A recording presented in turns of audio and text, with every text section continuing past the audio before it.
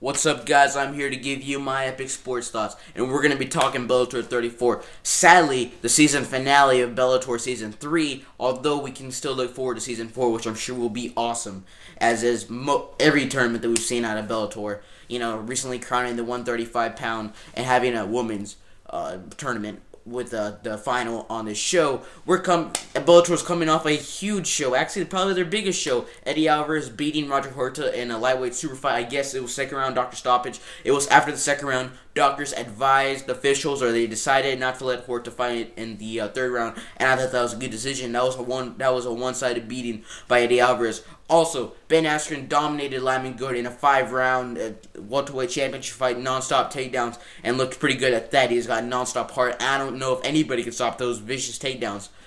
And we also had Rick Hahn on that card hitting an awesome judo throw and just TKOing Levon Maynard. And so now we move from that to the Seminole Hard Rock Casino in Hollywood, Florida, tomorrow on Fox Sports Net and many other channels. Just search Bellator Fighting Championship on your provider, your remote. And we're going to start off with a fight that may or may not make the broadcast. Usually they do 3 to 4 fights. This is the 4th fight on the main card. Tony Lopez, Kryptonite 19-4, is going to take on Rafael Davis. I believe he's 9-1. Davis, really powerful, good submissions, and good ground and pound. He's got power in his punches, and Lopez is really experienced too. King of the Cage veteran. Probably at least half his fights must have been King of the Cage. His last 2 King of the Cage outings weren't successful, although his fight with Mike Kyle was really sort of controversial, and Tony Johnson was at heavyweight, and realistically, Tony Lopez is a light heavyweight. He's coming off a big win over Jason Lambert, just looking completely impressive, and I'll tell you what, Rafael is probably in one on the ground, although Tony Lopez does have a good triangle choke, but, Lopez does have some good clinch, and he may not have the power that Rafael Davis does have, but I do think he's going to control Rafael and win a good fight, because Tony Lopez is quite exciting and probably a good unanimous decision. Then we move on to a prospect, a middleweight prospect, and a person that may not become a prospect if he gets a big win over Mike Bernard. When I'm talking about Dragan Tesanovic, he's undefeated, 7-0, European, I believe, and he's great. I've watched him fight, and his striking's good. He's got great clinch work, I think. I think he's really good on top. I think he's really good, really good with the submission wrestling.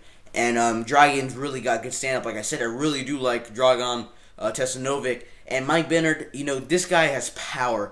He went for a kick, the guy caught him, and he knocked him out with one leg and a right cross. And it was ridiculous. I believe it was over Barbosa. So Bernard's got good striking, good wrestling, really well-rounded fighters. And I would not be surprised if Bernard gets the upset. But I just got to go with Tesanovic. This is his first U.S. debut. Everybody should be excited to watch him fight, kind of like I was excited to watch Rick Hahn fight. So I really enjoy, we had the 2 mega fights, and then we got this prospect fight. And I'm going to Dragan. I'm going to say probably second round TKO, look impressive, and I think he will. Then move on to the women's 115-pound bout final. Megumi Fuji. Megumi Fuji is probably the women's Fedor, except for better. She's just dominated the women's division, 22-0. Like I said, if it goes to the ground, you might as well snap your fingers and it might be over. But Zoila Frosta, maybe her toughest test in America, and probably her toughest test ever. She's got great striking for the women's division. And if Megumi can't take her down, then it's not going to be good for Megumi. She does have good striking, but I think Zoila is probably the better striker, and she does have good takedown defense, although she has shown that she was susceptible to submissions in that fight with Misha Tate. I'm going to have to go Megumi Fuji. Megumi Fuji is just so amazing. One of the best women. It's a treat to see her. So everybody go check out Megumi Fuji if you're going to check out anything, because she's just one of the best fighters pound for pound. I think she's amazing, bottom line. So I'm picking her first round submission just because she's great like that. And also we go to the main event, the fight that I'm really looking forward to because it has one of my favorite fighters in there, Hector Lombard, middleweight championship bout. Lombard just has dynamite in these fists. He is, and then you want to say that he's a black belt in judo, 4th degree black belt, and a black belt in jiu-jitsu. Hector Lombard is one of the most well-rounded middleweights probably ever. Right now, I can't say ever because, in the future, we're probably going to have cyborgs fighting. But then he's taking on a guy that really poses a lot of challenges. That's Alexander Shimlenko. Lombard has shown, even though he is a 4th degree black belt in judo, he is susceptible to judo throws. Although, he did get taken down, but then he got on top and pounded the guy in, 30 seconds? So, Lombard's just so good. Tough test for Alexander Shimlenko to get past it. Do I think he is? I don't know. But, Shimlenko does have power. He's kind of a slow, methodical fighter with some good technique. He would have the advantage, I think, on top. I think it's possible they could get it, but I mean, it's also dangerous.